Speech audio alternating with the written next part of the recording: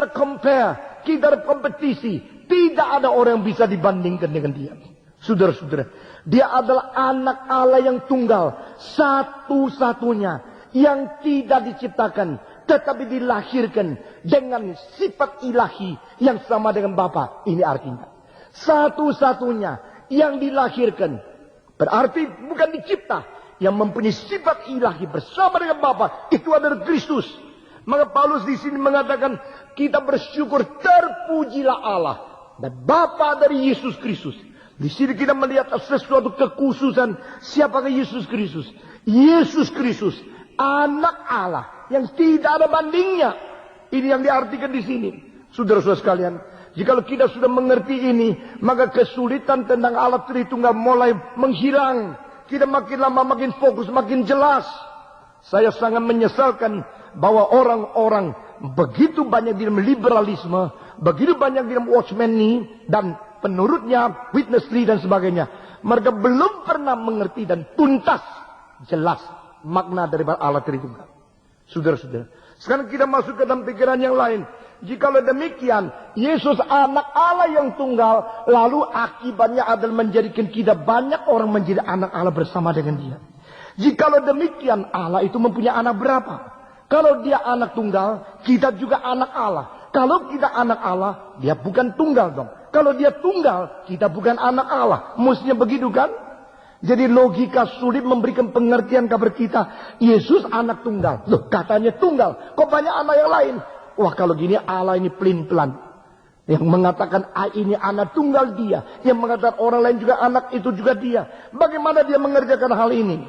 Nah, saudara-saudara, istilah Yesus anak Allah yang tunggal berarti kita sebagai anak-anak Allah pun mempunyai sifat kualitas yang berbeda dengan Yesus sebagai anak Allah. Maka Alkitab mengatakan istilah kita dipungut menjadi anak, adopted. Kita dijadikan anak, kita dilahirkan sebagai anak. Tapi kelahiran ini berdasarkan sesuatu status kita. Sebelum itu kita dicipta, dan Yesus tidak. Yesus adalah eternally regenerated. Bukan regenerated.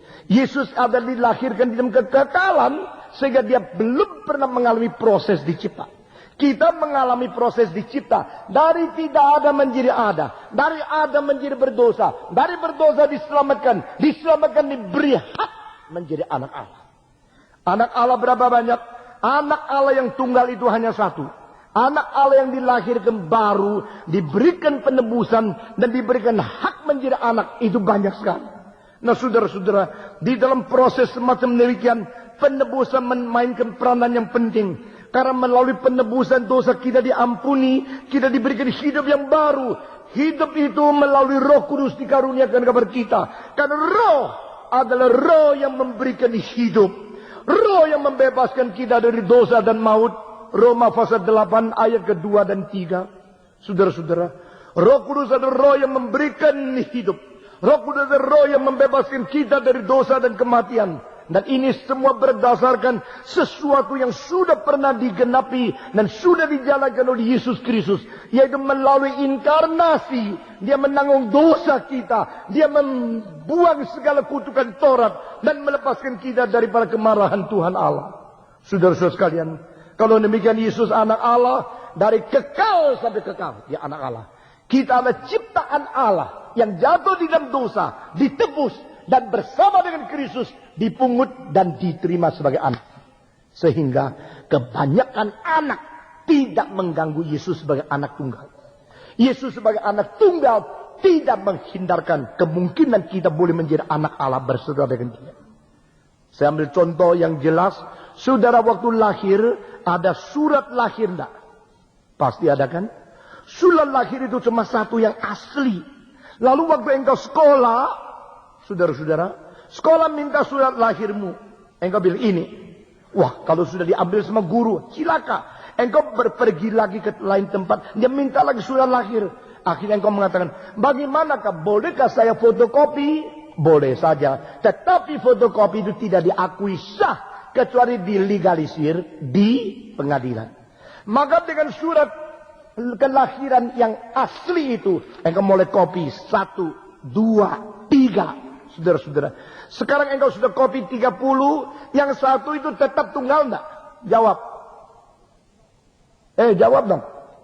Kalau ini malam Jawa, saya malam skobal. Yang asli itu tetap tunggal enggak?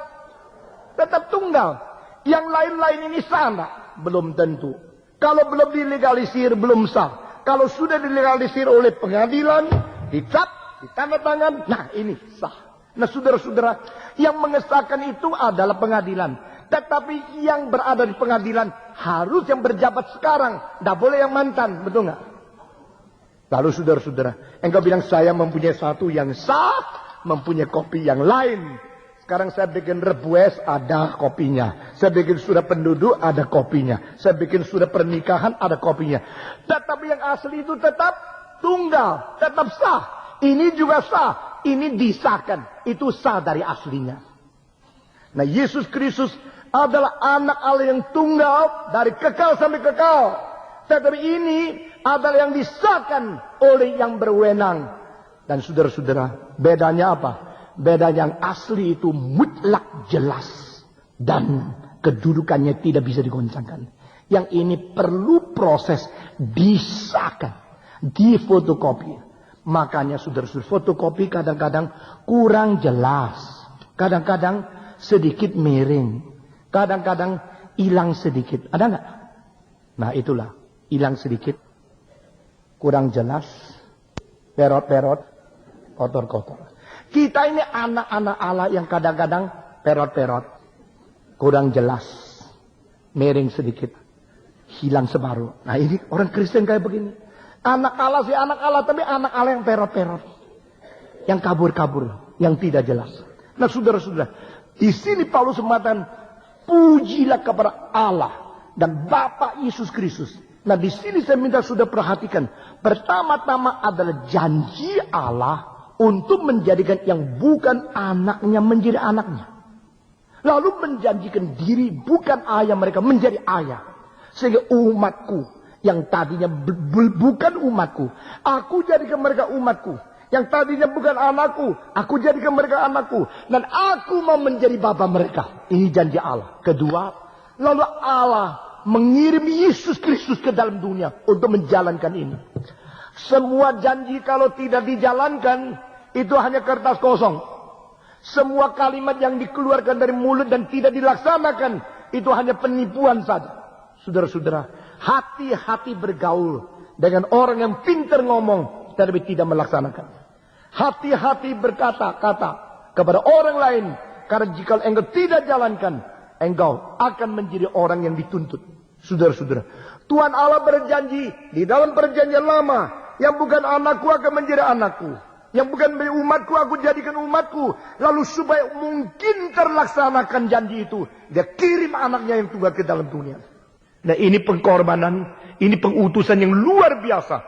Tuhan mengirim anaknya ke dalam dunia. Pada waktu Yesus Kristus berada di dunia.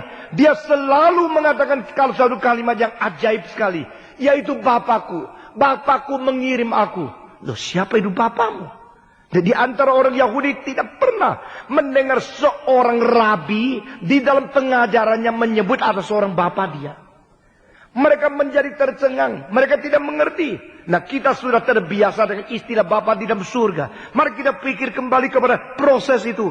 Yesus Kristus mengatakan Bapakku. Tidak lama kemudian aku akan kembali kepada Bapakku. Di tengah-tengah banyak orang dia berkata, iya Bapakku. Bapa yang di surga. Bapa yang adil. Ini istilah Bapa yang adil muncul di dalam Yohanes pasal ke-17. Orang sekitarnya itu mengatakan, apakah ini? Ini apa sih? Dia menyebut bukan Allah. Dia menyebut bukan Yehova. Dia menyebut justru Bapa. Nah, Paulus di sini mengatakan, terpujilah Bapa Yesus Kristus. Dia tidak katakan terpujilah Bapa kita. Memang itu akhirnya menjadi Bapa kita. Tapi dia mengingatkan sumbernya. Jikalau tidak ada Yesus Kristus yang telah membawa Bapa itu menjadi pengwahyuan yang paling konkret kepada kita. Tak ada satu orang bisa menyebut dia sebagai Bapa. Saudara-saudara, Yesus Kristus di tengah-tengah multitude, tengah-tengah ribuan orang dia menyebut Bapa. Ini Bapakku. Di tengah-tengah murid dia mengatakan Bapa.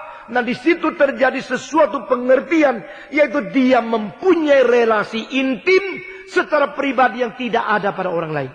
Nah ini yang menjadi satu daya tarik oleh kepada orang-orang yang menulis riwayat hidup di abad ke-18 dan 19 tentang Yesus, tentang riwayat Yesus